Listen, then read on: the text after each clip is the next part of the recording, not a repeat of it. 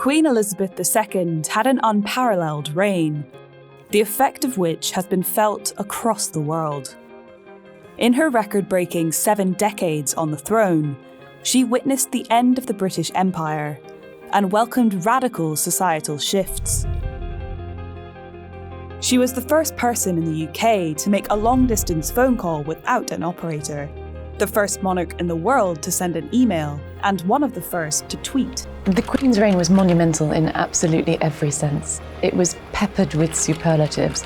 She was the longest reigning British monarch. Her head appeared on more coins than any other living monarch. She was, herself, like a monument, unchanging. Through it all, Britain's satisfaction with the Queen averaged close to 80%. Here's the story of her remarkable reign in numbers.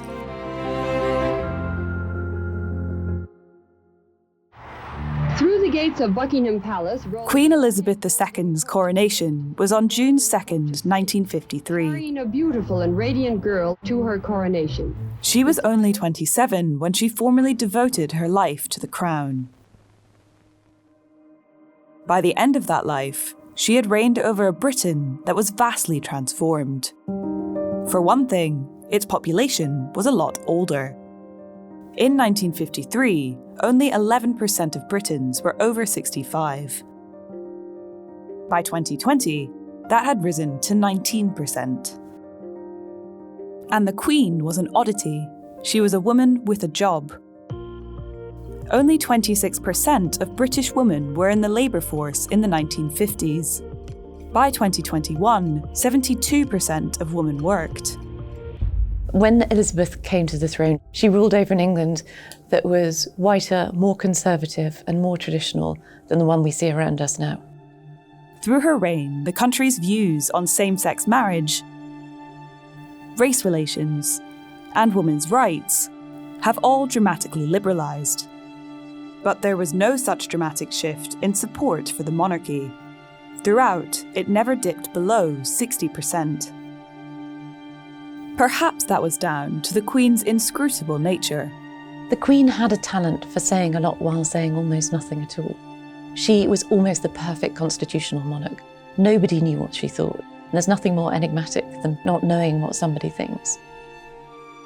If being an enigma was part of the reason for her popularity, so too was her dedication to her role. And the royal yacht sails into Wolf's Cove to receive a salute of welcome.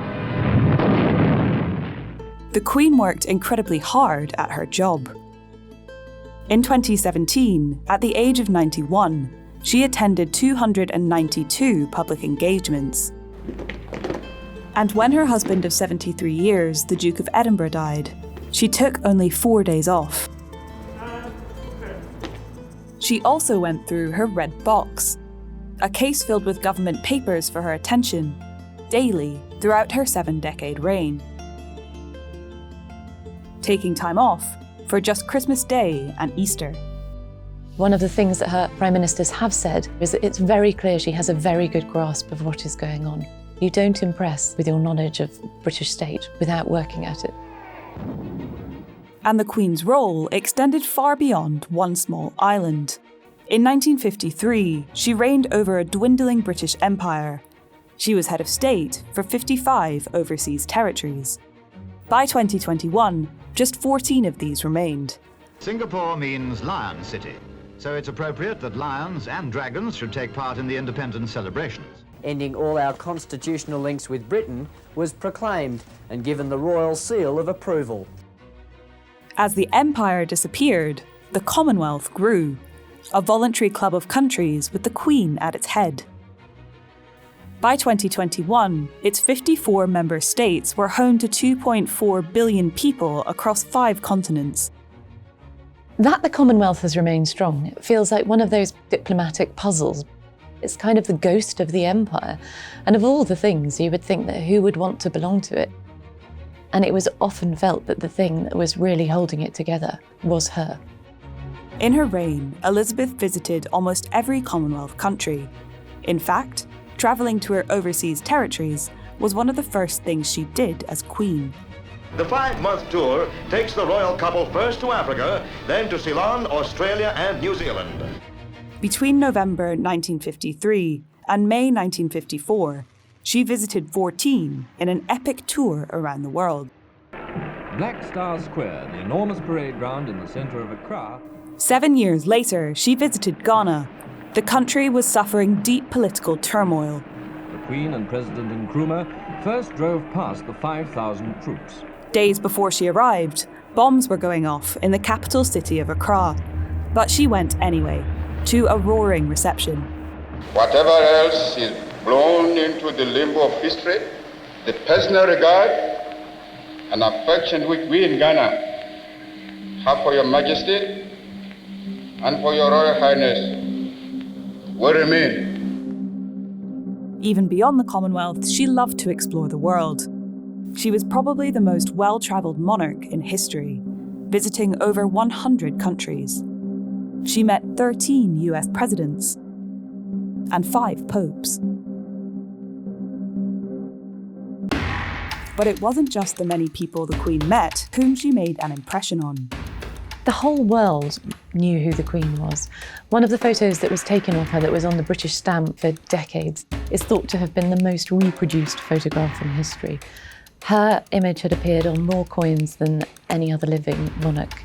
For that alone, she was one of the most famous women in the world. She was portrayed in 100 films and TV shows, from the sublime to the ridiculous. Queen, ladies and gentlemen.